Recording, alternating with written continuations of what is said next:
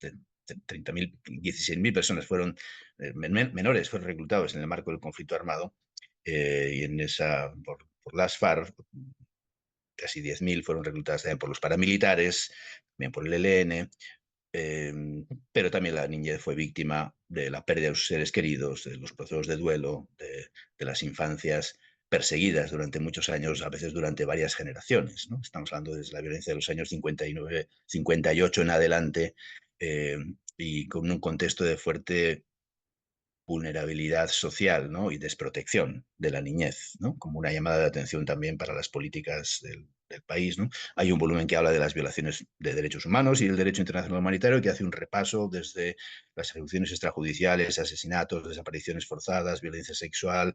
Analizamos 17 de esas tipologías de las violaciones por parte de los diferentes grupos armados, incluyendo el Estado, ¿no? Incluyendo la policía o el ejército, cuando en el análisis junto con las guerrillas y los grupos paramilitares, y damos cuenta, en general eso da cuenta de un nivel de victimización, y aunque no todo cabe en los números, ¿no? Pero sabemos que las cifras, el análisis también estadístico es importante, todo nos llevó a un escenario de al menos el doble del nivel de victimización que se sabía en el país hasta ese momento. Sí, de los estudios que había hecho el Centro Nacional de Memoria Histórica, por ejemplo, eh, las cifras a las que llega la comisión son el doble, ¿no? Por ejemplo, en el análisis de las estadísticas sobre ejecuciones, asesinatos, desaparecidos, usamos reclutamiento forzado, secuestros, ¿no? Usamos cerca de 300 bases de datos, ¿no? Y en el análisis de ese conjunto de esas bases de datos y los agujeros de información, las debilidades que tenían algunas de esas bases, hacía un análisis, digamos, comparativo y complementario, con un equipo conjunto entre la JEP y la Comisión de la Verdad, pues llegamos a las cifras grandes, ¿no? Que se han publicado en el informe: los 400.000 muertos, muertos en el marco del conflicto armado, más de cerca de 100.000 personas desaparecidas. Bueno, todas esas cifras que ya se han discutido y se han difundido. Hay un análisis estadístico bien revisado, ¿no? De todas esas bases de datos, y tratando de analizar los distintos tipos de sesgos que tenía cada uno, pero, digamos, nos lleva a una imagen del conflicto, de la victimización, especialmente de la población civil, porque estamos hablando de que el 90% de las víctimas, muertos y desaparecidos, si vamos a los desplazados forzados, muchísimo más todavía, 90% de los muertos y desaparecidos fueron población civil, ¿no? Eso muestra cómo la población civil se convirtió en objetivo de la guerra, ¿no? Y cómo tomar control de la población civil ha sido muy importante para tener control territorial, para ganar posición de fuerza, vamos a decir, en el marco del conflicto armado, por los diferentes sectores, y eso muestra también lo intolerable de lo que ha pasado en Colombia durante todos estos años, ¿no? Bueno, ese es el volumen que hace el marco del desarrollo de ese conjunto de violaciones de derechos humanos, ¿no?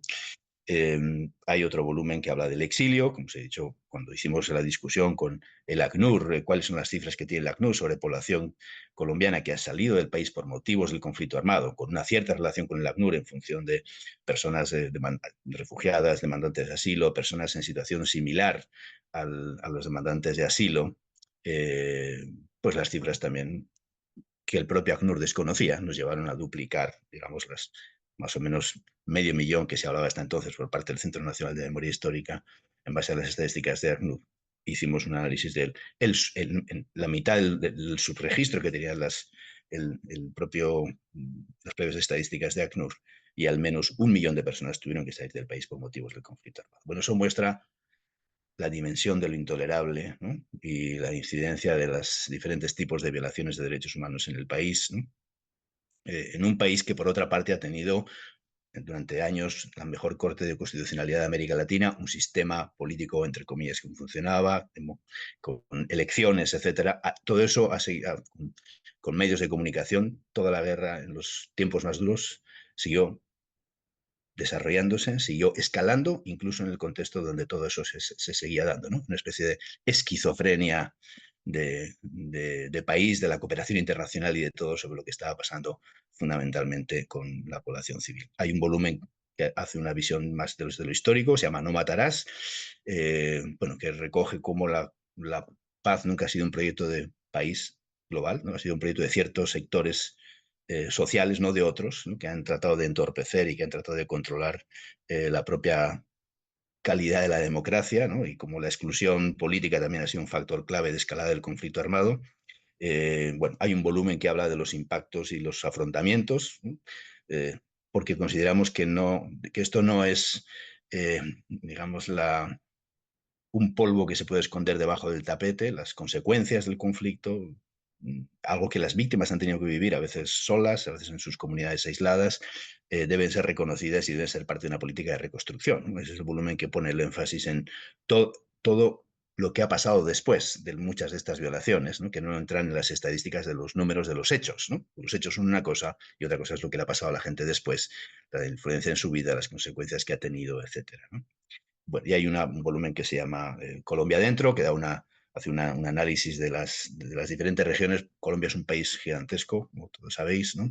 Y con muy diferentes dinámicas del conflicto armado y también, bueno, hay hay una colección de historias regionales, hasta donde se puede hacer en un marco de un trabajo de estas características, también para dar cuenta de las dinámicas de ese conflicto. Y hay un volumen que se llama Cuando los pájaros no cantaban, que incluye relatos basados en los testimonios en el momento antes de la violencia, durante los hechos y después, ¿no?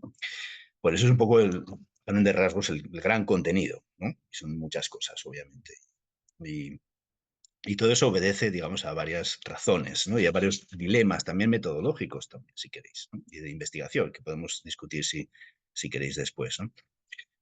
Bueno, uno era que cuando empezamos nuestro trabajo, antes de empezar a trabajar con los equipos, antes de constituirse casi los equipos, hicimos una visita a diferentes partes del país, ¿no? Y al exilio. Visitamos muchas regiones, tuvimos reuniones con víctimas, con responsables también de la violencia, con gente de las FARC, con gente del aparato del Estado, y las víctimas nos dijeron desde el principio, queremos una verdad que explique por qué. No queremos una verdad que cuente casos, un caso y otro caso y otro caso y otro caso, de lo cual ya hay una enorme experiencia en Colombia. Queremos una verdad que explique por qué, ¿no? Y eso nos llevó a una reflexión sobre lo que nosotros llamamos los factores de persistencia del conflicto armado, ¿no? ¿Por qué en Colombia desde mediados de los años 80 se intentó llevar a cabo un proceso de paz? Caso de la Unión Patriótica, caso con las FARC, ¿no?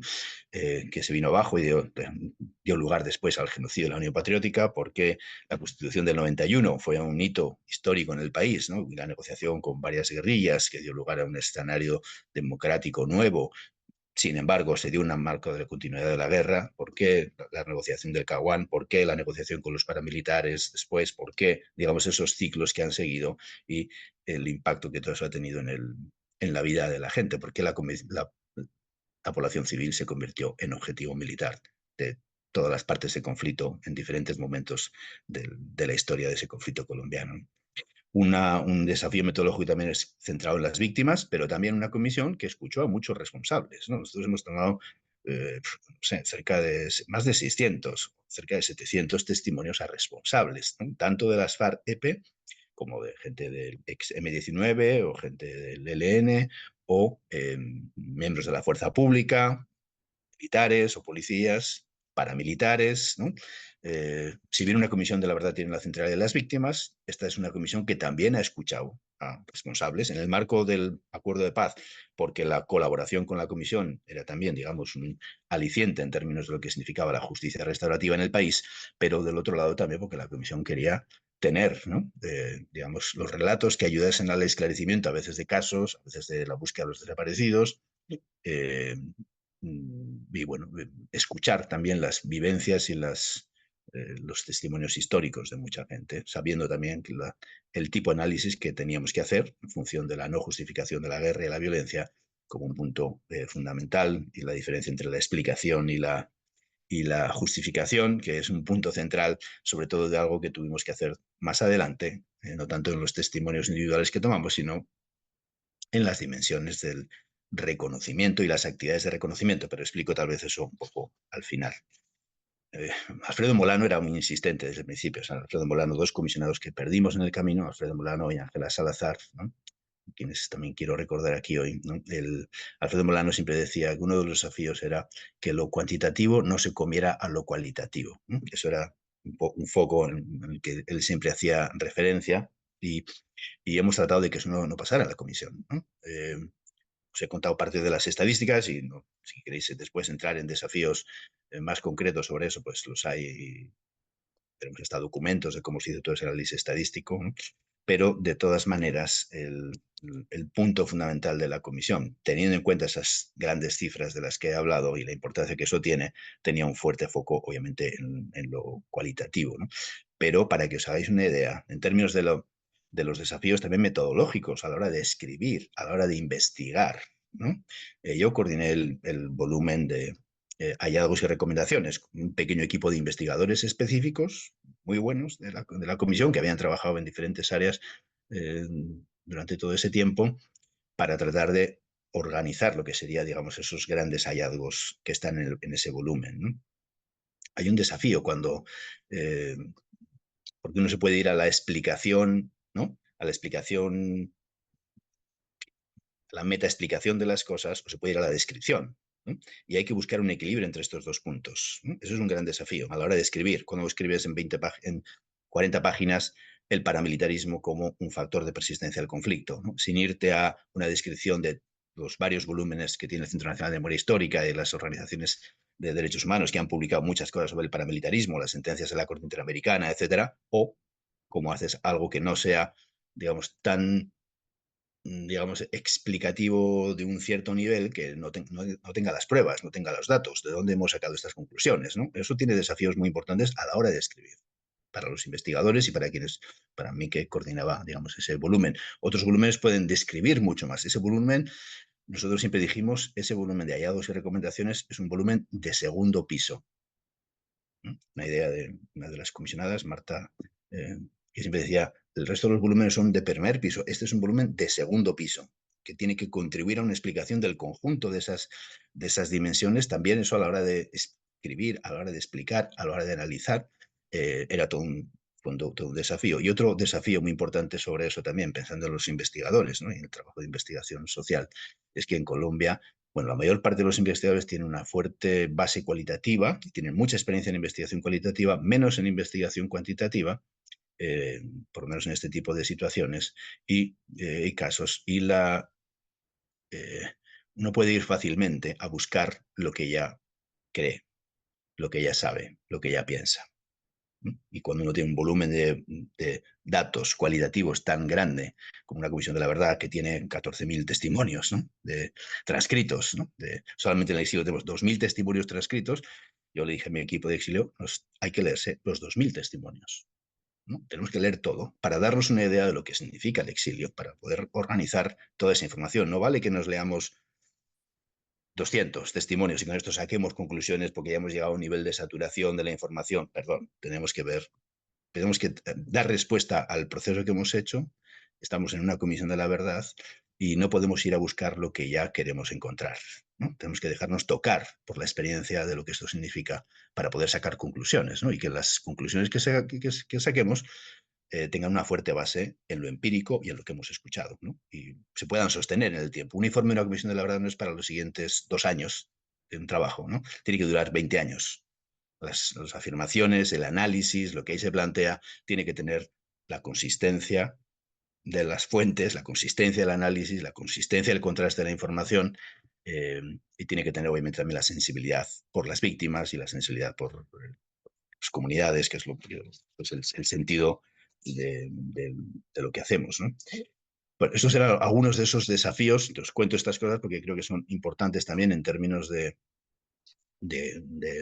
qué nos hemos enfrentado, porque cuando uno lee ese volumen de hallazgos y recomendaciones, qué tipo de análisis se encuentra. Vais a encontrar también algunos testimonios, porque hay que escuchar a la gente y porque eso no es retórica de la comisión, eso es la comisión lo hizo y lo hizo con profunda convicción. También el informe tenía que dejar escuchar a la gente, no solamente para poner ilustraciones a las explicaciones que ya tenemos. Siempre tuvimos mucho cuidado en eso, que el testimonio no puede ser una ilustración al análisis que yo ya tengo, ¿no? Tenemos que hacer un análisis al revés. Sé que eso es más difícil y nos costó y fue complicado en el trabajo también con los investigadores e investigadoras, con los comisionados y comisionadas también. El informe de hallazgos y recomendaciones tiene ese volumen de segundo piso. Eh, Partió de un análisis que creo que también es importante entender, un análisis sistémico. Es decir, nos enfrentábamos a un montón de realidades, a un montón de factores, ¿no? Interrelacionados, pero que teníamos que organizar, que no podíamos hacer una lista de 200 cosas, ¿no? 200 apartados separados que explican el conflicto armado, como si fueran cajones de un gran armario, ¿no? Hay aquí una interrelación entre muchos de estos factores, ¿no?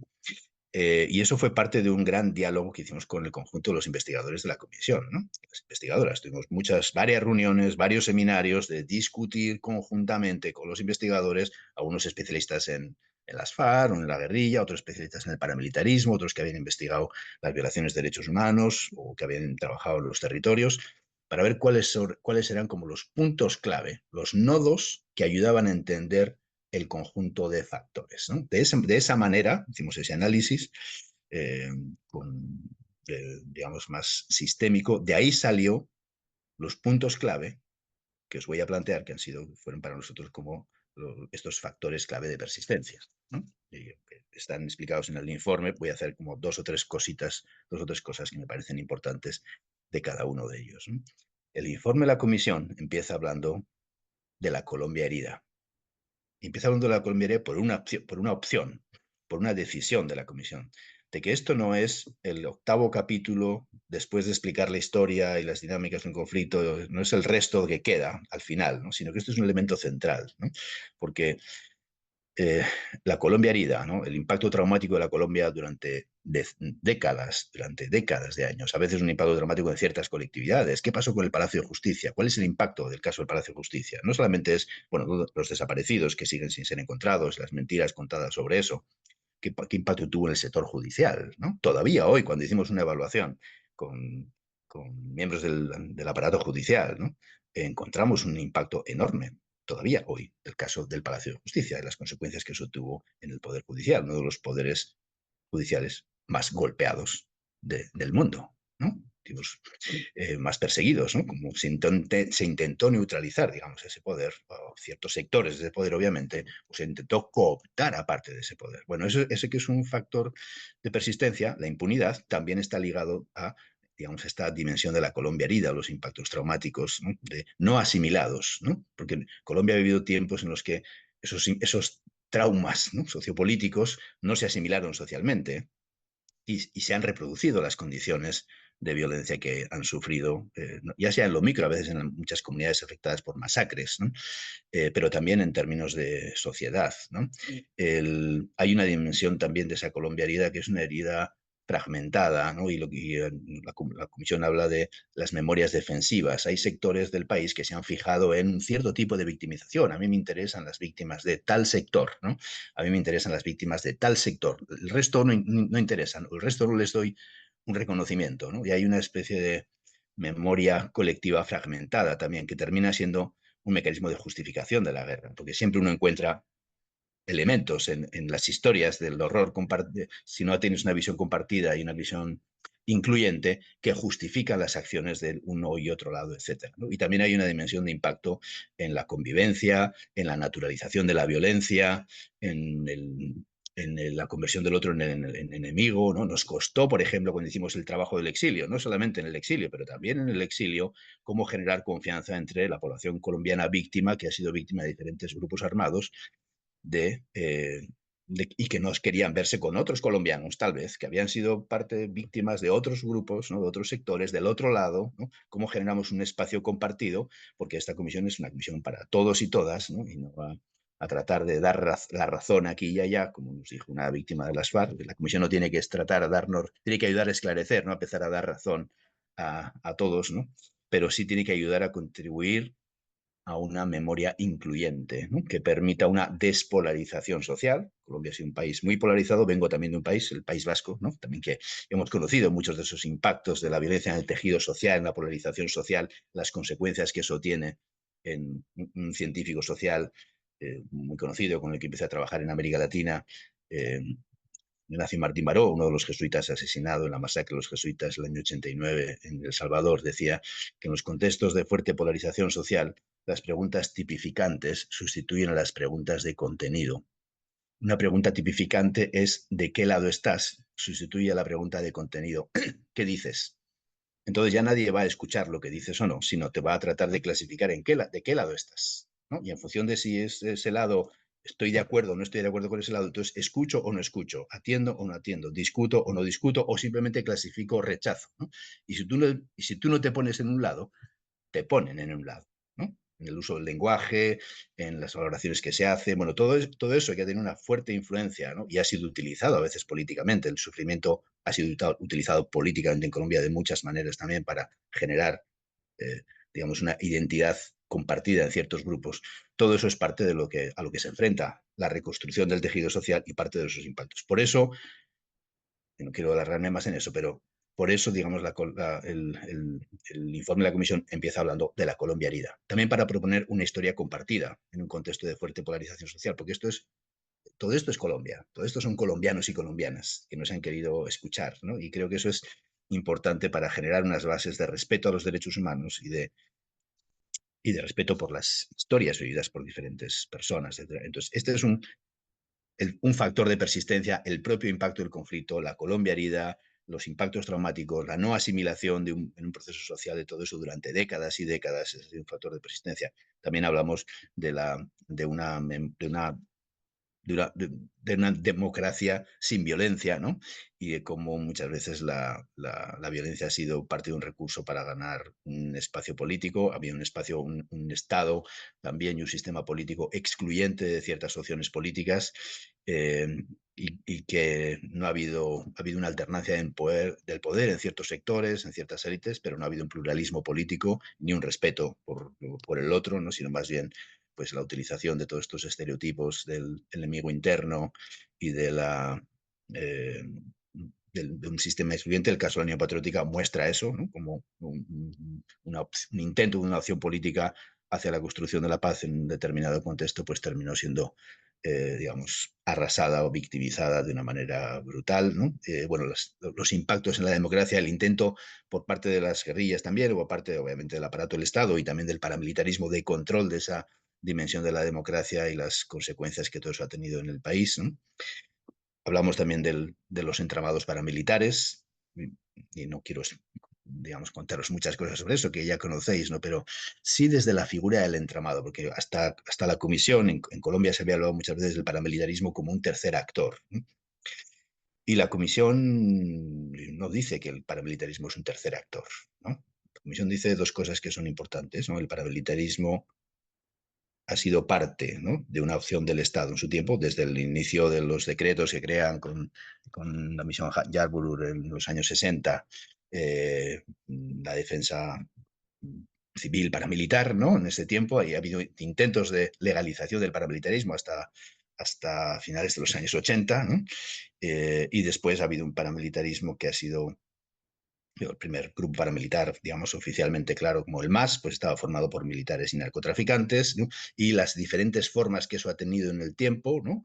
Con las autodefensas Córdoba y Urabá, Autodefensas Unidas de Colombia, y después los nuevos grupos creados después de la desmovilización del 2016, lo que muestra es un aparato de entramados, ¿no? En el que no solamente estamos hablando de un actor armado ilegal, como se ha dicho muchas veces en Colombia, sino también estamos hablando de un entramado político-económico que forma parte de las bases que ayuda a la reproducción del paramilitarismo, ¿no?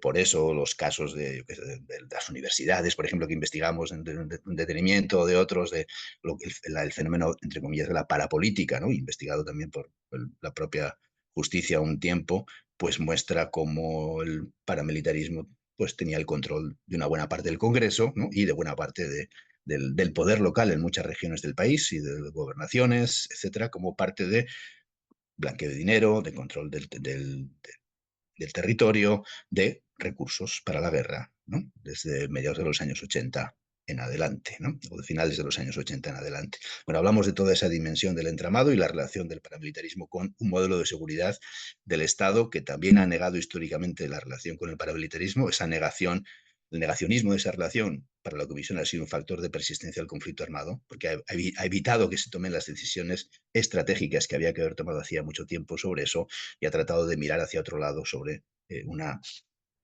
relación Estado o de sectores del Estado importantes, especialmente las Fuerzas Armadas, sectores de las Fuerzas Armadas y el paramilitarismo, pues muy clave, ¿no? Y sin eso no se hubiera podido entender la extensión de la estrategia del terror en tantos lugares del país y con tanta violencia y con tanta penetración, digamos, en el tejido social, todavía hasta hoy, en regiones como Urabá, digamos, controladas por nuevos grupos que nacieron, digamos, o que se reorganizaron después de la desmovilización del 2016. Hablamos de las guerrillas, ¿no? Y de cómo la insurgencia también como un factor de persistencia, en el sentido que la insurgencia pasó de una lucha por el poder político a una lucha por el control territorial, por los mecanismos de financiamiento a través de la coca, del deterioro con la población civil y el control de la población civil, el uso del reclutamiento forzado, los ataques a la propia población civil, también como elementos de persistencia del conflicto y este paso de a veces de diferentes actores armados, hemos encontrado personas clave, ¿no? El último jefe del cártel del Golfo que fue extraditado a Estados Unidos, pues había estado en el EPL, había estado en las FARC inicio, había estado en el EPL, se había pasado a los paramilitares, no se había desmovilizado después del 2006 y siguió actuando. Pasó por muchos de los grupos, ¿no? De esas dinámicas de la guerra en diferentes contextos. A la vez que hubo un fracaso de muchas de estas experiencias de negociación, ¿no? Las guerrillas trataron de buscar escenarios de negociación política que fracasaron desde los casos del primer intento de acuerdo de paz con las FARC, pero después con el M-19 o la Constitución del 91, digamos, se consolidaron ciertos logros y a la vez hubo un fracaso de otros muchos que llevaron a la reproducción del conflicto armado, ¿no? Entonces, bueno, en un contexto que en Colombia el propio conflicto armado se había negado durante dos gobiernos anteriores, pues la Comisión dice, había un conflicto armado, no estamos hablando solo de un fenómeno terrorista, estamos hablando de un fenómeno que hay que reconocer y al que hay que aplicar también soluciones, no solamente de las que se han aplicado en el pasado, tipo desmovilización, un acuerdo de paz y desmovilización y reintegración a la baja en ciertos sectores, sino unas políticas que tengan que ver con la transformación, porque las condiciones de reproducción del conflicto se han basado en la no, no tocar, digamos, esos factores de persistencia del conflicto armado. Hablamos del narcotráfico también como un factor de persistencia del conflicto, incluso decimos que el narcotráfico ha sido protagonista del conflicto armado. No es un elemento ajeno al conflicto armado, digamos, ha penetrado las bases de la financiación del Estado, del paramilitarismo, de las guerrillas, de las FARC, en este caso, como formas en otros casos ha sido ha sido un actor armado centrado como parte del paramilitarismo. El paramilitarismo tuvo dos almas, el alma contrainsurgente, vamos a decir, el alma narcotraficante. Para la Comisión, el narcotráfico, los narcotraficantes trataron de legitimarse también usando el paramilitarismo para tener una mejor imagen social y una mejor entrada en el Estado, pero manteniendo esa dimensión del narcotráfico que todavía perdura hasta ahora, ¿no? Y que ha sido parte de lo que del mantenimiento de esa dimensión del conflicto después de la desmovilización de la cúpula paramilitar en el 2005. 2006, etcétera. Hablamos también, entonces, del narcotráfico también como un elemento clave, con las dinámicas que ahí se analizan, digamos, pues creo que bastante en profundidad. Hay un caso, además, sobre el narcotráfico. La Comisión trabajó sobre 80 casos. Además de la investigación que os estoy contando, hay un apartado de casos que está en la plataforma Transmedia, hay un caso que es sobre el narcotráfico, sobre las políticas de Estados Unidos, cómo la guerra contra el narcotráfico se ha convertido en un factor que ha alimentado el conflicto y que esa guerra contra las drogas ha sido parte en la que Colombia tiene una voz clave para decir al mundo, ¿no? Que esa guerra contra las drogas ha sido una guerra contra la gente y se ha convertido en un factor de persistencia del conflicto armado. Y que si hay que buscar soluciones de otro tipo que pasen por la salud pública, por la regulación del mercado, ¿no? Por quitar, digamos, el valor añadido a las drogas en el mercado que hacen que todo eso conlleve el acúmulo, digamos, de recursos y de plata que lleva a la reproducción de escenarios de control, de conflicto, etcétera, ¿no? Bueno, es un factor clave, también un mensaje para Estados Unidos y para otros países, ¿no? En ese sentido. Bueno, hablamos de la impunidad como un factor también clave, ¿no? Pues, por el impacto, porque mucha gente que tuvo que salir del país, por ejemplo, en el exilio, antes había denunciado. Había denunciado a la Defensoría, había denunciado a la Fiscalía, a veces después de denunciar a la Fiscalía, tuvo las amenazas y tuvo que salir del país, ¿no? O sea, muchas víctimas creyeron todavía en el Estado y denunciaron, cosa que tal vez tal vez no, países de los que yo conocí hace muchos años, Guatemala y El Salvador, en medio de la guerra, jamás nadie fue a denunciar a un juez. No, no había condiciones para ir. Pero en Colombia sí, en Colombia se hicieron muchas de esas cosas. El aparato judicial fue también victimizado cuando se metió a investigar casos clave, ¿no? Una buena parte de la historia de la Fiscalía de Derechos Humanos la he tenido yo que recoger en el exilio. La hemos recogido en el exilio en México, en Canadá, en Estados Unidos, en Suecia, ¿no? El caso del parqueadero Padilla, ¿no? Que en el año 96 se descubrió el punto fundamental de financiamiento de las Autodefensas Unidas de Colombia, las autodefensas del Córdoba de Urabá en ese tiempo, eh, que los investigadores pensaron que iba a ser el fin del paramilitarismo. Cuando habíamos descubierto el corazón económico, pensamos que iba a ser el fin del paramilitarismo, y sin embargo fue el inicio de la escalada paramilitar, el año 96. Todos los investigadores del CTI del caso del parqueadero Padilla fueron asesinados, menos uno. Y uno porque tuvo que salir al exilio a Canadá. Bueno, esos casos nos muestran factores como estos, ¿no? De la impunidad y el impacto que han tenido en la protección de ciertos élites, sectores sociales, etcétera, y cómo los propios jueces o fiscales, con interés en denunciar las cosas, en hacer avanzar la justicia, pues fueron también víctimas, ¿no? La jueza del caso de la masacre de Honduras y La Negra, que todos conocéis, primera masacre del año 88 en el Urabá, pues vive en Bilbao.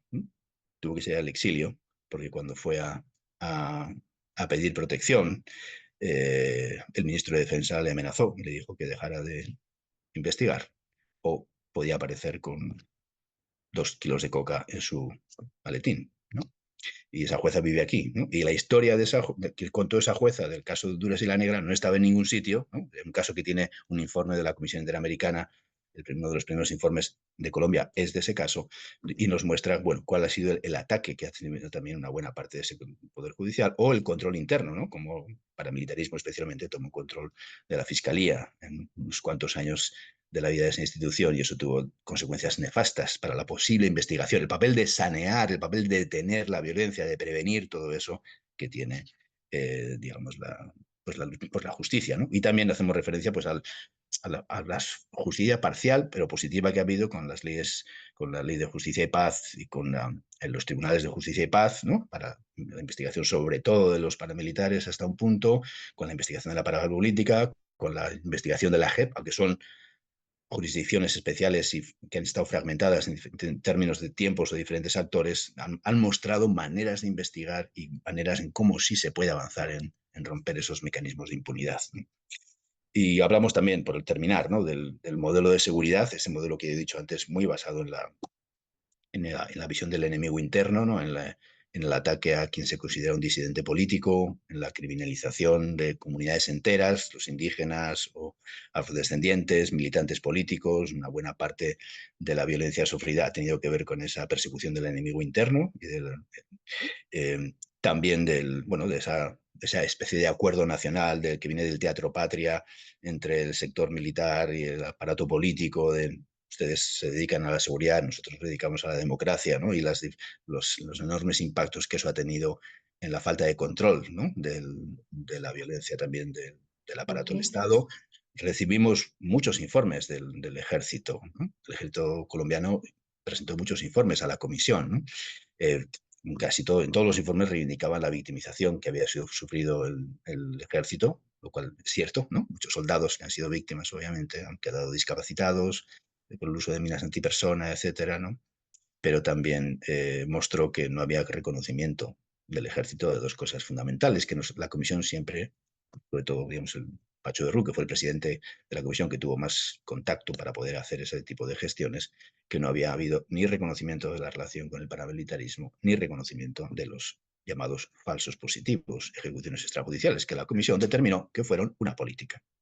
Cuando decimos una política, no decimos que la decisión se tomó en una mesa del Consejo de Ministros que deciden así, sino que se constituyeron una serie de estructuras, incentivos, justificaciones, eh, dinámicas estímulos para poder tener resultados operativos a base de muertos, en los que pues hubo una orden, incluso que nos la dijeron muchos de los responsables, no detenidos, sino litros de sangre, ¿no? Bueno, todo eso forma parte también de una concepción de la seguridad, ¿no?, que la Comisión señala como mecanismo de persistencia, que es parte de lo que tiene que cambiar en el país. Y hablamos también de la cultura como parte de esa naturalización de la violencia, esa conversión de la otredad, ¿no?, de el otro en el enemigo, especialmente los otros que no cuentan, ¿no?, o que son, o no cuentan por sus diferencias políticas, o no cuentan porque son indígenas, o son afrodescendientes, o son mujeres de ciertos sectores populares, etcétera, y cómo se ha naturalizado la violencia en el país, ¿no?, como forma de enfrentar las situaciones políticas, ¿no?, la desconfianza muchas veces entre la gente, el uso de la ilegalidad como un escape para tratar de tener ciertos beneficios en términos de las situaciones de corrupción que se terminan imponiendo, y señalando que hay un dispositivo cultural que es importante también transformar, ¿no?, sin culpabilizar a la cultura, digamos, ¿no?, en esa tautología de siempre de acusar a la cultura colombiana o a los colombianos de violentos. No, no, la Comisión no va por ahí, pero sí muestra las consecuencias que eso ha tenido en las actitudes, comportamientos. Cuando empezamos el trabajo en el Canadá, hubo momentos en los que dos colombianos no podían estar juntos en un curso de francés en Montreal, porque o iba uno o no iba otro, precisamente por el impacto, digamos, de esa dimensión pues de la desconfianza, ¿no?, y de la importancia de cómo se reconstruyen esas relaciones sociales.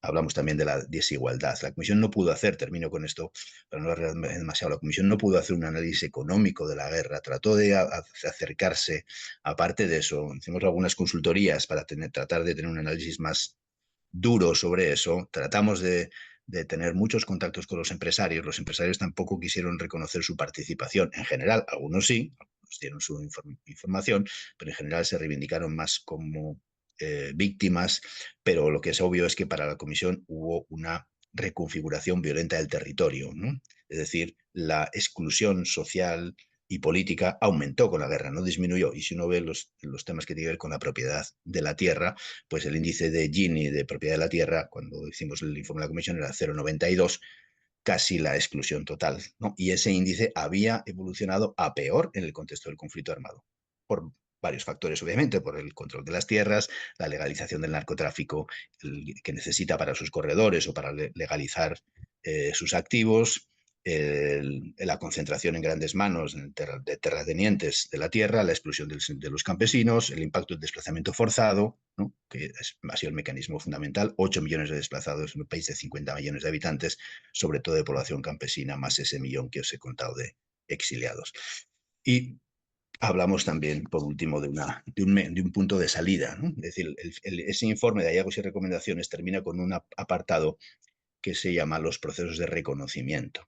Y se llaman los procesos de reconocimiento porque eso que tenía que ver no con una investigación propia de testimonios es un apartado que tiene un carácter un poco diferente del conjunto de los otros factores de persistencia. Este está señalado más como la vía de salida del conflicto. La vía de salida del conflicto tiene que pasar por las soluciones, estas transformaciones estructurales que se han señalado antes, pero también por esta dimensión del reconocimiento, ¿no? Y lo que la Comisión hizo en estos cerca de 600 actividades de diálogo social, 58 procesos de reconocimiento hacia las víctimas. Hicimos desde las víctimas de violencia sexual, las víctimas de desaparición forzada, las víctimas de secuestro, de reclutamiento de niños, víctimas de ejecuciones extrajudiciales llamadas falsos positivos. El último acto que hizo la Comisión fue precisamente en la plaza de Soacha, con un grupo de militares y con un grupo de familias, mamás, ¿no?, en un acto público en la que las mamás pidieron explicaciones a los militares y los militares explicaron, dieron cuenta de lo que ellos hicieron delante de la gente como parte de estos procesos de reconocimiento. La Comisión hizo 58 de estos procesos, algunos privados, hizo 36 de estos procesos con reconocimiento de responsables, tanto de las FARC como del aparato del Estado y de paramilitares, con los criterios que puso la Comisión, que no son los criterios después tal vez de la JEP en términos de la evaluación para si tienen un nivel de esencia restaurativa, pero sí con el criterio de la preparación, la autenticidad del proceso, que es lo más importante para las víctimas, y el respeto por las víctimas como un punto fundamental. La Comisión tenía que asegurar que esos escenarios no fueran escenarios de nuevas formas de victimización secundaria de las víctimas, que respondieran a un proceso. Nos llevó tiempo, nos llevó mucho tiempo de preparación, de escucha, de ver cómo eso se podía hacer, cómo hacíamos algo que tuviera sentido, que no fuera solo una imagen pública, por más elemento pedagógico que pueda tener, sino que ofrezcan también unas vías de salida de la guerra y unas vías de salida de este enorme impacto sufrido por el país, ¿no? A eso lo llamamos una parte de los procesos de reconocimiento, y de todo ello se deriva toda la última parte de ese informe que habla sobre las recomendaciones, ¿no? Las recomendaciones no nacen de un análisis nuestro de los comisionados y comisionadas o lo que nos parece más importante, nacen de este conjunto de factores de persistencia, de estos hallazgos, ¿no? Nacen las recomendaciones. Claro que tienen una dimensión también más operativa que hay que hacer sobre los temas de la impunidad o sobre el tema de tierras o sobre el tema narcotráfico, pero parten, digamos, están enlazados directamente con esos hallazgos y tratan de mostrar un camino de salida de la guerra que aborde estas dinámicas y otros factores estructurales. Si uno ve de la historia y el conjunto de las comisiones de la verdad en el mundo, ¿no? Las comisiones en general se han basado casi siempre, ¿no? Por motivos de tiempo, de centralidad de sus tareas, etcétera, en un análisis de las violaciones de derechos humanos y de las violaciones del derecho internacional humanitario. Esa ha sido una parte de lo que hizo la comisión, pero la comisión también abordó otros muchos aspectos que finalmente son menos atendidos en una comisión de la verdad, como este conjunto de aspectos que os he contado, como estos factores de persistencia, como eh, estos núcleos, vamos a decir, de las dinámicas del conflicto que han impedido que la paz sea un proyecto de nación que se pueda consolidar en el país y que Colombia tenga, pues, el presente y el futuro que se merece, y sobre todo las víctimas del país tengan también un camino no solamente de reconocimiento de su dolor y sufrimiento, sino también de transformación de sus vidas en un país compartido, ¿no? Y no un país que les excluye de nuevo.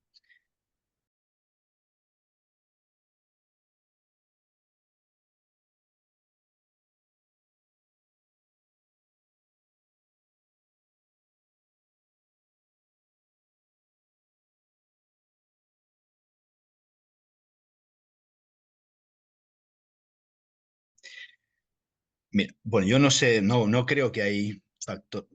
Usemos un ejemplo más fácil. Usemos un ejemplo. El informe de la comisión no es un informe para la desmolarización, no, es un informe para ver las vías de transformación, ¿no? Pero para mostrar una cosa que para nosotros también era muy importante. Cuando antes estábamos diciendo, bueno, ¿qué diferente tiene que tener el informe de la comisión? ¿Qué vamos a decir diferente? Esta discusión que he dicho que tuvimos al principio, los comisionados, ¿no? Algunos comisionados siempre decimos, bueno, además de todo, la diferencia es que lo va a decir la Comisión de la Verdad, ya no lo va a decir un grupo X, lo va a decir la Comisión de la Verdad.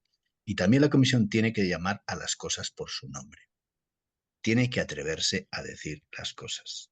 Porque hemos visto mucho tiempo de la historia de Colombia en la que las cosas han medio dicho, para que no haya una respuesta negativa, ¿no? Para que no haya cierre. Y creo que ha llegado el momento con la comisión, para nosotros llegó el momento de llamar a las cosas por su nombre, ¿no? ¿Cómo vamos a hablar de las cosas? Y no vamos a usar eufemismos, no vamos a usar categorías que terminen generando una visión que no tiene que ver con la realidad y que no pone el punto en las transformaciones. Tú ves el caso de la impunidad. Claro, Colombia ha tenido, bueno, desde los tiempos en que la fiscalía fue controlada por el sector paramilitar, tuvimos un testimonio de una jueza del Tribunal Superior de Justicia de Medellín que tuvo que ir al exilio porque le entró un tipo y le puso una pistola encima de la mesa y le dijo, bueno, yo le voy a matar, pero no va a ser hoy. Llame a algunos de sus colegas que me den un poco de plata porque la voy a matar otro día, ¿no? Y entró con una pistola con silenciador, y cuando la jueza le dijo, pero usted cómo ha entrado aquí, ella dijo, bueno, yo entro aquí cuando nosotros entramos aquí cuando queremos. De ese caso, obviamente ese es un caso que se da en el año 2004, ¿no? Eh, no estamos en esa situación, ¿no? No estamos en esa situación. Los casos en los que muchos de los fiscales de derechos humanos tuvieron que ser del país precisamente por amenazas que venían incluso dentro de la propia fiscalía. No estamos en esa situación, pero y hemos tenido experiencias positivas. Los jueces del Tribunal de Justicia y Paz han proporcionado verdad. Han proporcionado mucha verdad que a veces ni siquiera es analizado, que está ahí, porque las audiencias no están transcritas, ¿no? Porque eso es un mar de grabaciones de cosas que dijeron los paramilitares. Hay varios miles de copias de denuncias de nombres de personas implicadas en esos entramados paramilitares que fueron pasadas a la fiscalía para que las analizaran. De esas miles de copias no ha habido una investigación. Precisamente una de las recomendaciones de la comisión es que se crease una comisión de investigación basada en el modelo de la CICIG en Guatemala, ¿no? De la Comisión de Investigación de Cuerpos Clandestinos en Guatemala, que investigase precisamente estos entramados paramilitares que tienen que ver con muchas de las cosas que salían ya de los tribunales de justicia y paz. La parapolítica fue un avance muy significativo, ¿no? Digamos, personas conocidas como Iván Velázquez, ¿no? Ahora actual ministro de Defensa, ¿no? Fue uno de los jueces que coordinó una buena parte de esas investigaciones y generaron dinámicas de cómo investigar esos entramados en las regiones, no quedándose en Bogotá, sino generando equipos de trabajo y no haciendo que solamente los investigadores locales lo trabajasen, sino viniendo investigadores de fuera que pudieran tener más independencia frente a las presiones del contexto. Entonces sabemos muchas cosas y hay muchas experiencias positivas. Estoy hablando solamente de ese caso, ¿no? Que tiene que ver ahora, por ejemplo, con la JEP, etcétera, pero han sido experiencias que han tenido una vida limitada, ¿no? O que se han quedado en ciertas cosas. La parapolítica llegó a un punto, pero no pudo seguir, ¿no? No pudo seguir, ¿no? Y ha habido muchas de las cosas que han tenido una dimensión hasta cierto punto, pero han mostrado un camino de que sí se puede hacer, de que sí hay la capacidad para hacerlo, que eso tiene enormes beneficios y que ha habido una mejora de todas esas situaciones. Obvio, ¿no? Que lo ha habido, pero eso no significa que la impunidad no siga siendo un elemento determinante de persistencia del conflicto armado, ¿no? Y de todas estas cosas que tienen que cambiar, ¿no? El, hay otros aspectos que tienen que ver más con, claro, el modelo de seguridad. Claro, hubo un intento, gobierno Santos, cambio en la doctrina de seguridad, ¿no? Que después con el gobierno siguiente echó para atrás, ¿no? El cambio en la doctrina de seguridad. Bueno, todos estos factores, claro, el cambio de la doctrina de seguridad no es cambiar el modelo de seguridad, ¿no? Pero un cambio de doctrina es un elemento fundamental. Tiene que haber una política por detrás para cambiar ese modelo, que eso es parte de lo que le toca también a este gobierno, ¿no? Una contribución efectiva en ese cambio de modelo, pero, digamos, Colombia ha vivido al menos los últimos 60 años en ese modelo, ¿no? Y eso es parte de lo que hay que reconocer y cambiar, ¿no? Y no solamente, claro, el factor G, por ejemplo, en términos del reconocimiento de responsabilidades de cuadros, de algunos cuadros es muy importante, pero es insuficiente para un reconocimiento más amplio de las responsabilidades en todas las cosas que pasó, porque no llega a ciertos niveles como si llega, por ejemplo, en el caso de las FARC, al secretariado, ¿no? En términos de la investigación, aquí ha dependido mucho del grado de reconocimiento de ciertas cosas. Bueno, todo eso muestra escenarios en los que hay avances, ¿no? Pero que se necesita que esos avances se consoliden y se impulsen para que realmente los cambios sean efectivos, porque los problemas son demasiado fuertes, ¿no? Y demasiado estructurales. El tema de la tierra, ¿no? Ahí la política, bueno, el intento del gobierno de dar 3 millones de hectáreas, sabemos que hay 8 millones de hectáreas que fueron, bueno, que fueron perdidas o que fueron expropiadas de alguna manera, ¿no? En términos legales, a veces incluso legalizando ese expolio de muchas comunidades y campesinos, y que eso forma parte de la exclusión y de ese índice de Gini de 0,92. Eso tiene que cambiar. Bueno, hay intentos de transformar eso, no solamente la propiedad de la tierra. La Comisión dice no solamente se trata de la propiedad de la tierra, no se trata solamente de los PEDETs, en los términos de los lugares de reincorporación y de políticas de recuperación. Eso hay que extenderlo más y hay que ponerle una política de desarrollo local a eso, ¿no? Para que no se queden como elementos aislados en contextos muy negativos que no les permitan la sustentabilidad. Bueno, hay muchas cosas en marcha, ¿no? Pero para mí esos siguen siendo factores. No veo que haya otros. Claro, obviamente nosotros decimos la paz en términos de la finalización de la dimensión bélica del conflicto, de la dimensión de la violencia, es fundamental. No es todo, pero es muy difícil muchos cambios sin que eso se dé, ¿no? Y ahora, digamos, el gobierno, la situación actual del país es un país que usa una imagen de dos relojes, ¿no? Su comandante Marcos hace años se presentó en una conferencia de prensa con dos relojes, ¿no? Uno era el reloj indígena que demostraba el tiempo indígena y otro era el reloj occidental, ¿no? De nuestro tiempo, ¿no? Para decir hay que estar atento a estos dos tiempos, también no el nuestro, sino también el tiempo indígena. El gobierno tiene dos relojes, ¿no? El gobierno, el reloj del cumplimiento del acuerdo de paz, las recomendaciones de la Comisión de la Verdad y todo eso, y también el reloj de lo que sigue pasando en muchos territorios, ¿no? Y eso ha empeorado, ¿no? Desde la Comisión o sea, la población en Colombia tuvo una experiencia de paz, entre comillas, de 6 meses en muchos territorios, cuando salió las FARC, ¿no? Ahí se dio un escenario. Después lo que se dio es una ocupación del territorio otra vez por grupos armados, narcotráfico, y una, en lugar de un Estado civil que hiciera presencia y protegiera la vida de la gente, una reproducción de las condiciones de conflicto en muchos lugares. Ahora en muchos lugares está peor que cuando trabajó la Comisión. ¿Sí? Entonces eso demuestra que ahí hay factores claves de persistencia que hay que abordar, ¿no? Y eso sí, pues tratamos de hacer también el asesinato de líderes, todas esas cosas que han sido parte de lo que nosotros vivimos. Hay un caso sobre el asesinato de líderes, ¿no? De informes parciales que hicimos sobre cosas que alimentan todo ese informe de la comisión, que muestran cómo los líderes sociales se quedaron más solos cuando las FARC se fueron de muchos lugares del país y sobre todo en territorios rurales y, digamos, fueron mucho más visibles y mucho más solos frente a las nuevas dinámicas de control del territorio, ¿no? Y fueron objetivo militar muy fácilmente, ¿no?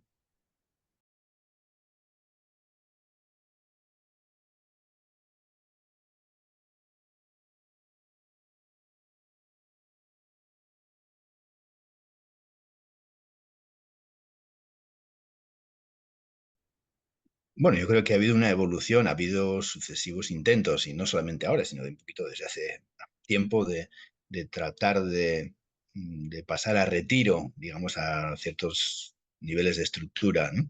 Lo que no ha habido es un reconocimiento de su responsabilidad. No lo ha habido. De alto nivel. No, de alto nivel, ¿no? Si bueno, el ministro de Defensa hizo un reconocimiento, pero un reconocimiento en serio, de verdad, eso no lo ha habido.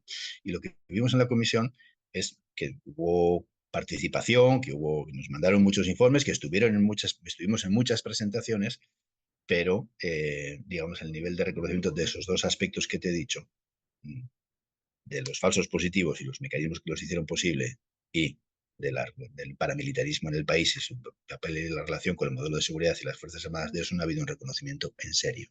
No, no lo ha habido. ¿Se necesitan dar más pasos en esa dirección? Yo creo que sí, desde luego que sí, ¿no? Y creo que eso contribuiría eh, a sanear, digamos, las narrativas sobre la guerra, a tener una actitud más honesta frente a eso. Hay mucha gente en la fuerza pública que ha tenido una contribución importante a la comisión. También dieron sus testimonios, a veces de su propia participación en los hechos, ¿no? En otros casos han participado en diferentes actividades, ¿no? En una de las últimas reuniones estuvo ya presentamos el informe de la comisión, estuvo, un ejemplo, ¿no? El general Naranjo. El general Naranjo estuvo en un acto de reconocimiento a la violencia contra la Universidad de Bucaramanga, la UISP, ¿no? De ahí reconoció que la universidad era un enemigo interno, ¿no? Se había convertido en un enemigo interno. Así fue la visión de que tenía el ejército sobre eso, ¿no? La policía sobre eso, perdón, en ese caso. Cuando en una de las presentaciones ya del informe de la comisión, alguien le preguntó: ¿usted qué ha aprendido de ese trabajo de la comisión? Dijo: yo he aprendido que para mí siempre lo más importante fue ganar la guerra, y lo que tenía que haber sido más importante era parar la guerra. Ese ha sido mi aprendizaje sobre todo esto, ¿no? Y si uno mira, si el proceso de Caguán hubiera fructificado, si hubieran avanzado, ¿no? El 75% de los muertos que se produjeron en el país, ¿no? Que se dan entre el año 97 y el año 2007, ¿no? No se hubieran producido, ¿no? Que hay todos los picos de guerra, de víctimas, de desplazamiento forzado, de exilio, se dan sobre todo en esa época, ¿no? En esos años, ¿no? 75% de las víctimas, ¿no? Y bueno, creo que es una tarea que todavía va a llevar mucho tiempo, y se necesita un análisis también independiente hacia adentro de cuáles son las responsabilidades y las cosas que hay que cambiar, ¿no? Yo no sé qué está haciendo el gobierno y no tengo una voz ahora autorizada para poder decir eso, pero puedo decir de lo que hicimos como comisión, ¿no? Tuvimos colaboración de muchos de ellos, tuvimos colaboración de la gente que estaba más por un cambio y una transformación del modelo, pero también había otros sectores del poder militar que no estaban por ninguna transformación de ese modelo, y eso se vio pues en las políticas que se dieron durante el trabajo un poco de la propia comisión.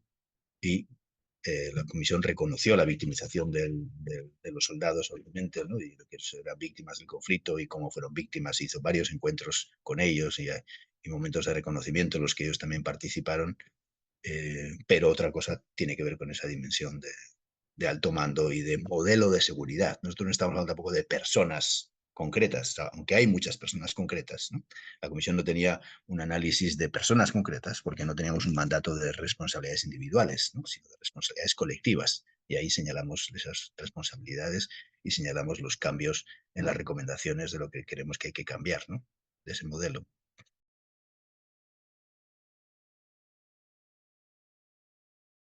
Mira, la comisión tomó como periodo de investigación, el del año 58 del Frente Nacional en adelante. 58 hasta la firma del acuerdo de paz, aunque hicimos investigación y tomamos casos del asesinato de líderes después de la firma del acuerdo de paz y tomamos en el exilio, 20% de los casos que tomamos en el exilio fueron casos que se dieron después de la firma del acuerdo de paz, precisamente por enfocarnos también en esta cuestión de que la comisión no podía estar cerrada ante un determinado tiempo de mandato, ¿no? Porque las comisiones terminan su tiempo de mandato en términos de investigación o cuando se firma un acuerdo de paz o cuando empieza a funcionar la comisión. De ahí en adelante no investigan. ¿No? Nuestra comisión sí.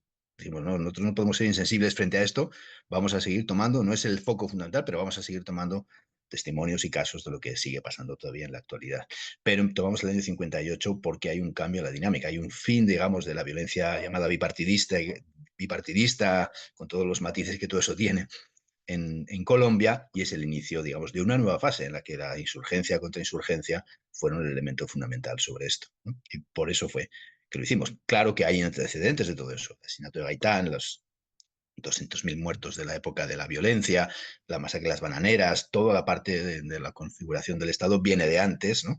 Y ahí nosotros tenemos eso como elementos de contexto, la parte histórica, que ayudan a entender esta cuestión, pero en la parte de investigación de las violaciones nos centramos del año 58 en adelante, ¿no? Eh, Todas las formas de definir una fecha son discutibles, obviamente, pero no quisimos, no teníamos capacidad de investigar algo que no fuera en relación con la dinámica del conflicto armado, pero sí poníamos poner los antecedentes a todo eso y el análisis que te ayuda a entender, como tú dices, qué continuidades se dan, ¿no? En parte de esas situaciones de lo que Colombia ya había vivido, ¿no? No empieza a vivir las cosas en el año 58, ha vivido muchas cosas antes y el legado de muchas de esas cosas que ha vivido, obviamente, pues tiene un tremendo impacto en, en la dinámica del conflicto armado, la configuración del Estado, la calidad de la democracia y todo lo que ha sufrido Colombia en este tiempo, ¿no?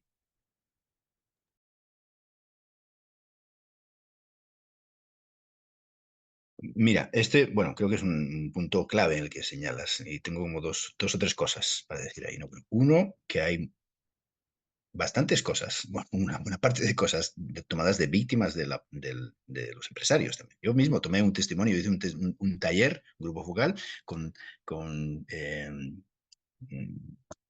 empresarios que habían sido víctimas de secuestro y que salieron en Ecuador y que tenían sus empresas en Ecuador, ¿no? Y yo hicimos un taller con ellos, ¿no? Con un grupo de, no sé, 8 o 10 de esos empresarios, ¿no? O sea, que la comisión ha tratado de escuchar a los empresarios como víctimas, ¿no? Y hemos tomado, lo mismo, he tomado algunos testimonios de empresarios que fueron secuestrados, ¿no? En diferentes momentos históricos, ¿no? Entonces hay cosas en la comisión sobre eso para evitar una visión de que, es que el informe de la comisión no habla de nosotros. Sí habla de eso, ¿no? Y hay partes, digo, dentro de los 5 patrones de victimización que llevaron al exilio, uno es el de la persecución política, pero también está el secuestro, ¿no? Y en el secuestro una buena parte de las víctimas que salieron al exilio pues tenían que ver con el sector empresarial también, ¿no? Y hay otros, o sea, hay partes del informe que hacen referencia a eso para evitar esta visión de que es que el informe no habla de nosotros, sí habla, habla de nosotros solamente como, yo qué sé, los malos, por ejemplo, ¿no? Decirlo de una manera, ¿no? En esta visión polaridad. No, aquí habla de lo que a ese sector también le ha pasado, ¿no? Y hay testimonios sobre eso, digo, incluyendo el trabajo del exilio, pero en otros volúmenes también hay cosas sobre eso.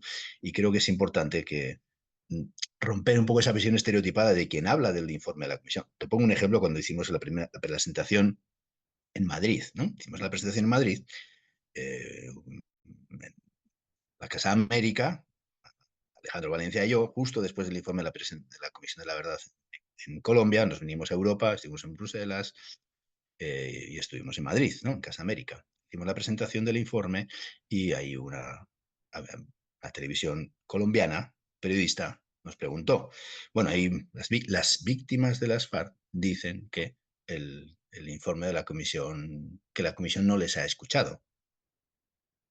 Y le dije, bueno, no sé qué víctimas de las FARC dicen eso, ¿no? Sí le puedo decir que la mayor parte de las víctimas a las que tomó testimonio la comisión son de las FARC. Revise las estadísticas. Es decir, hay una representación de la realidad que no tiene que ver a veces con la realidad. Entonces discutimos sobre la representación de la realidad. Perdón, discutamos de los datos, ¿no? Discutamos de lo que aparece, de lo que se dice, ¿no? Y no de las, y no nos dejemos llevar por el discurso que reproduce las formas de polarización, ¿no? Y que no permite hablar de las cosas, ¿no? Y otra cosa en términos de lo que decías de, ponte un ejemplo de una persona cercana, ¿no? Que de, está en el exilio, ¿no? Hijo de un ex guerrillero, ¿no? Que después fue eh, político, ¿no? Y que fue denigrado y perseguido, ¿no? Y tuvo que salir del país, ¿no? Eh, eh, este hijo tiene sus primos viven en Colombia, ¿no? Y ha ido varias veces a Colombia y ha tratado y ha querido hablar con sus tíos, ¿no? Y ha hablado con sus tíos, ¿no? Entonces, no, dice, no hablemos de política, hablemos de su papá, que era un, ¿no? Pues es un líder guerrillero, pero era buena gente, pero eso era su papá, pero bueno, era un líder guerrillero en su momento, aunque después lo persiguieron, bueno, y él dice, tío, sí, hablemos, hablemos de política. Yo necesito poder contarle y yo necesito escucharlo, ¿no? O sea, hay que tratar de ver, porque en los contextos de fuerte polarización social, las relaciones a veces más íntimas están atrapadas por esa dinámica de la polarización. Entonces, al final, ¿a qué pasa a la gente? Al silencio. De esto no se habla. Esto es como lo que se tiene ahí guardado en el armario, ¿no?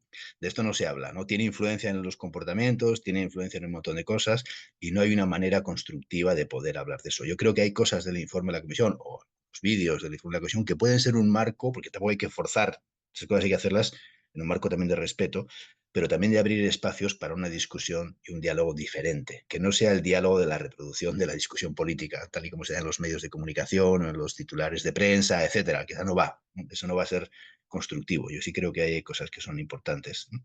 Independientemente que yo he hecho énfasis en que los empresarios deberían tener más reconocimiento y la comisión debería haber podido investigar más sobre eso, y eso es una pieza clave, pero eso no quita para que no haya un reconocimiento de la victimización que han tenido muchos empresarios. Y en términos de recomendaciones, una cosa que la comisión trató de hacer es hablar con las cúpulas. Tuvimos muchas reuniones con las cúpulas, de ver qué se podía hacer. Tratábamos de ver con algunas embajadas si habría un espacio para poder hablar. Con...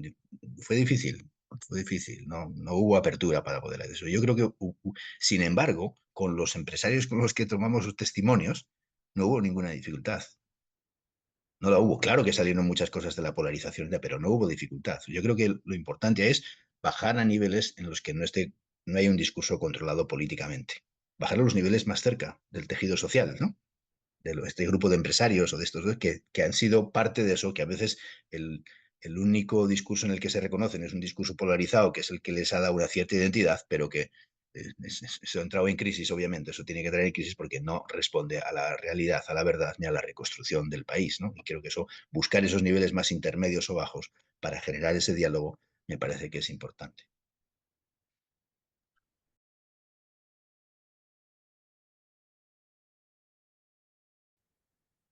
Bueno, eso necesita cambios culturales y sociales de más alto nivel, ¿no? Y políticos, ¿no? También, porque vivimos en un mundo en el que cada vez más, ¿no? Esta dimensión de la llamada posverdad, ¿no? Y todo lo que esto significa, si vemos otros países, ¿no? No solamente en el caso colombiano, tenemos el caso de Trump, ¿no? Otros países en el mundo, más estos discursos ultra, ¿no? Que niegan verdades evidentes por todos los lados, ¿no? Son muy frecuentes y muy blandos. Yo creo que lo importante es buscar un espacio que no, en las que puedan tenerse una comunicación no defensiva, ¿no?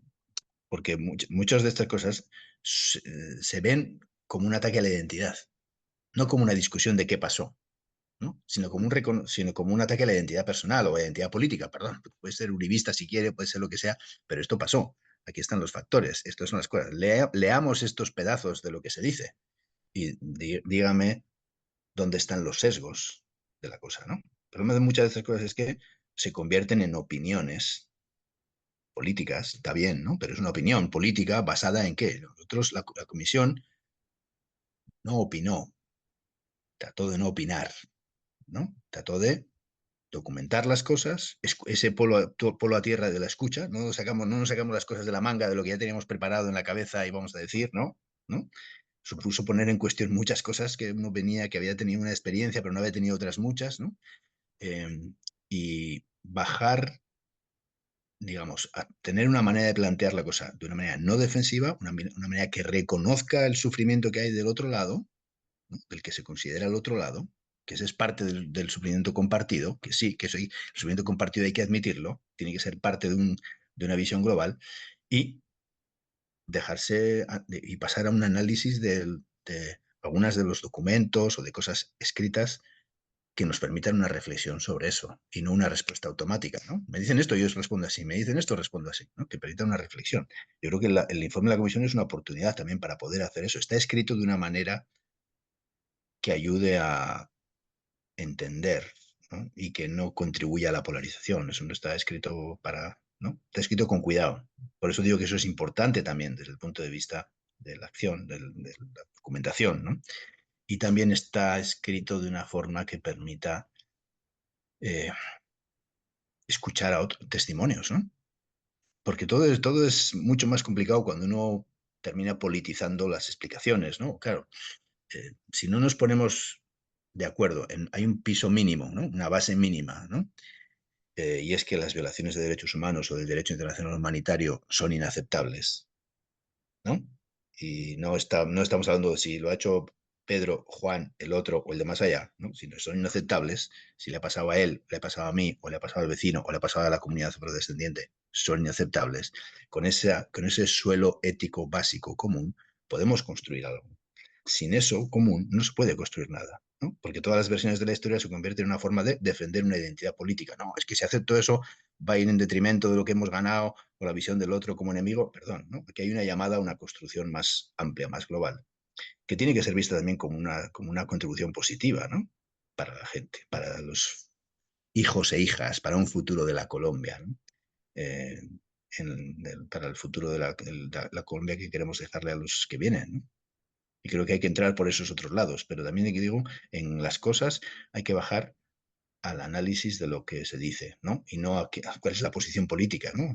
A veces le quitaría, hay muchas cosas en el informe de la comisión, tú le coges un testimonio y le quitas, yo, eso de ejercicio, perdón, lo hice con el trabajo previo que hicimos con una comisión de la verdad de las mujeres, que hicimos con la Ruta Pacífica, una red de mujeres en todo el país, de 300 grupos de mujeres, hicimos un resumen. Ese resumen, cuando fuimos a las reuniones a difundirlo con las mujeres, yo hacía un ejercicio. Bueno, les voy a leer este testimonio.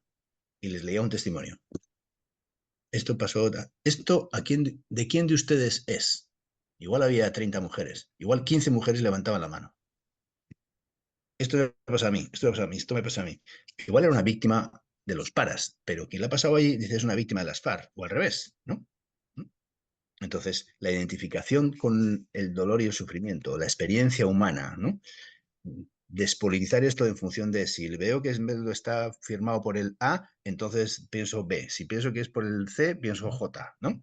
Eso me parece que es un ejercicio muy importante en los diálogos, en la discusión, y sé que son transformaciones que necesitan también tiempo, ¿no? Pero necesitan una acción decidida por ese diálogo y no dejarse atrapar en el silencio, ¿no? Que termina generando una visión como de hay una especie de consenso de que no se puede hacer nada, nos confirma en la impotencia o nos confirma en versiones que terminan imponiéndose como realidades, ¿no? Y cuando tú vas a hablar con la gente más en ese pueblo a tierra, pues te das cuenta de que no, que hay otros pensamientos y que no funciona por la línea que está marcando el titular de prensa o el político de turno, ¿no?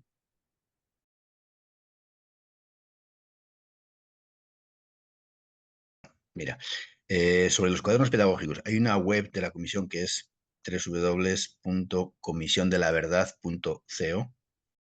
Ahí encuentras todo. Ahí hay una buena parte, hay una parte que se llama legado de la comisión, que es toda una parte pedagógica del trabajo de la comisión, porque tuvimos desde el principio cómo vamos a hacer para que todas estas cosas le lleguen realmente a la gente, puedan convertirse en herramientas pedagógicas para llegar a otros públicos, etcétera, ¿no? Ahí hay todo un trabajo de verdad impresionante que ha hecho la comisión.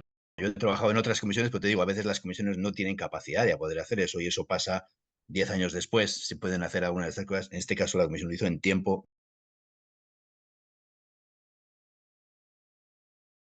Sobre el costo económico de la guerra, creo que eso es una parte que nosotros no pudimos hacerlo. Esto fue parte, pues hay algunos análisis, algunos expertos a los que contactamos, trataron de hacer algunos documentos previos, pero era una cosa que no tenía la calidad que necesitaba para ser publicada en el informe de la comisión. Bueno, el Plan Colombia costó 10.000 millones de dólares, hasta lo que sabemos, ¿no? Si toda esa plata se hubiera aplicado, se hubiera usado en la construcción de la paz, ¿no? En la atención a las víctimas, etcétera, pues otras cosas estaríamos hablando. Y creo que es muy importante, ¿no? Porque también, bueno, obviamente para ciertos sectores es un negocio, para ciertos sectores es una forma de acumular tierra, tiene beneficios, ¿no?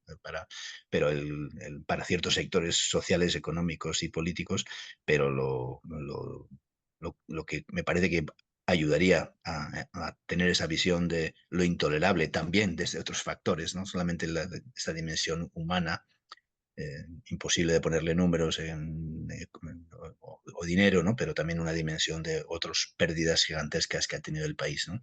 Y ve que esa no es la salida para el país, ¿no? Que quien promete más guerra y más pobreza y más exclusión, ¿no? No tiene futuro y que ese no es el futuro para Colombia, ¿no?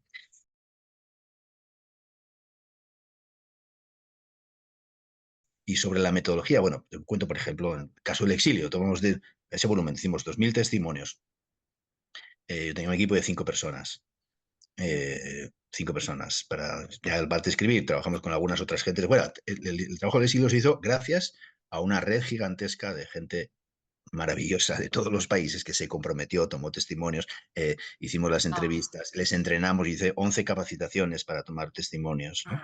Para entrevistadores, el seguimiento hasta donde se pudo de esas entrevistas, recogimos todo eso, lo transcribimos, pero después de la parte ya más analítica, el equipo pequeño que estábamos para trabajar, ¿no? No toda esa amplia red que hizo posible el trabajo, tuvimos que leernos todos los testimonios. Le dije, bueno, teníamos unas partes del testimonio. El testimonio tiene ciertas partes. Por ejemplo, el siglo tiene dos partes. Una parte que habla de lo que pasó antes y los antecedentes, los hechos, etcétera, lo que pasó antes, y una parte del exilio, la salida y lo que pasó después del exilio, el impacto propiamente del exilio, ¿no?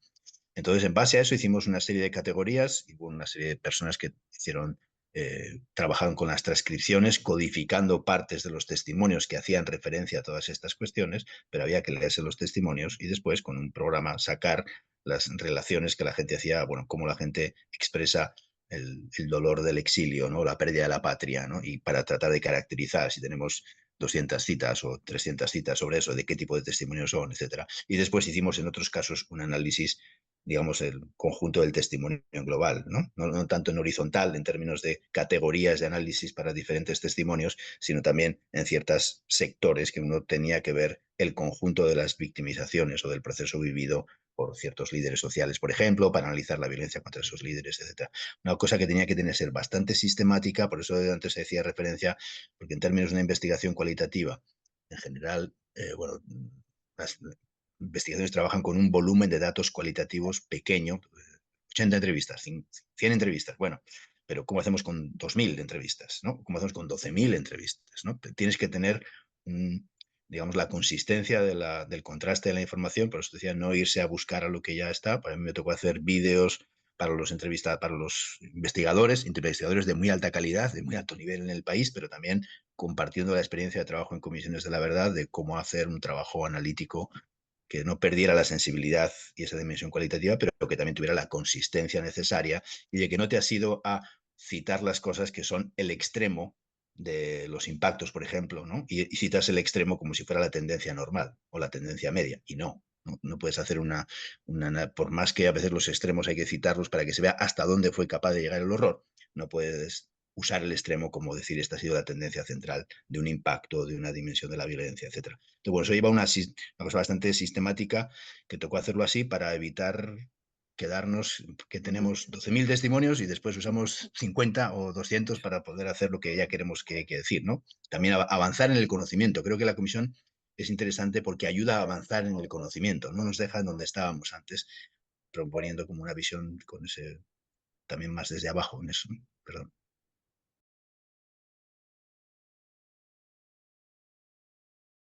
Sí, existe ese mecanismo y eso fue parte de lo que creó la comisión. Ese ha sido un problema de todas las comisiones, la verdad, que han terminado su mandato, presentan su informe y no hay quien dé el seguimiento. O eso depende de la voluntad política de los gobiernos, ¿no? Pues no tienen tanta voluntad política de cumplimiento, o de la activación de la sociedad civil, que en muchos países ha sido la sociedad civil quien ha empujado esas recomendaciones, pues con diferentes contextos políticos más o menos favorables. En este caso, el decreto de la comisión señalaba que precisamente en las discusiones previas que hubo en La Habana sobre las dificultades que iba a tener una comisión que hiciera recomendaciones, las recomendaciones por su propio carácter, no podían tener un carácter ejecutivo por sí mismas, ¿no? Nadie va a afirmar que va a haber una comisión que va a decir lo que hay que hacer de una forma ejecutiva, pero sí deberían cumplirse, obviamente, ¿no? Pero se creó ya desde el decreto, o sea, se señaló que había que crear un comité de seguimiento y monitoreo. La comisión, antes de terminar su mandato, nombró un comité de seguimiento y monitoreo. Hicimos un proceso de consulta, proceso de investigación de quiénes podían ser personas clave, que tenían experiencia, que tenían compromiso, que podrían hacer ese trabajo con diferentes sectores también, pues también con las dificultades que antes habéis señalado de que gente más o menos dispuesta de ciertos sectores a estar en un comité así, pero bueno, se estableció un comité, son 7 personas que trabajarán, bueno, tienen un mandato de 7 años, eh, que están haciendo un seguimiento y monitoreo. Acaban de publicar su segundo informe de seguimiento y monitoreo de las recomendaciones de la comisión. Lo puedes bajar, digamos, de internet también, ¿no? Se llama sí, Comité de Seguimiento y Monitoreo de las Recomendaciones de la Comisión de la Verdad. Ese comité no trabaja sobre casos, no hace investigación, etcétera, o sea, no sustituye al trabajo que hizo la comisión, toma las recomendaciones, el grueso de las recomendaciones, que son total, son más de cerca de 250 o por ahí, ¿no? Pero son de esas áreas que tú has señalado, eh, y está haciendo un monitoreo de cuál. Algunas la comisión ya dijo, esto es a corto plazo, esto es a medio plazo, esto es a largo plazo, porque hay cosas obviamente estructurales que necesitan más tiempo y más políticas, más de evaluación, y ahí se puede ver, digamos, el papel, lo que se está avanzando y dónde están las dificultades en el cumplimiento de las recomendaciones de la Comisión, las recomendaciones tienen un fuerte énfasis también en recomendaciones que a veces vienen del acuerdo de paz, pero amplían las recomendaciones del acuerdo de paz en otras áreas que no fueron tocadas en el propio acuerdo.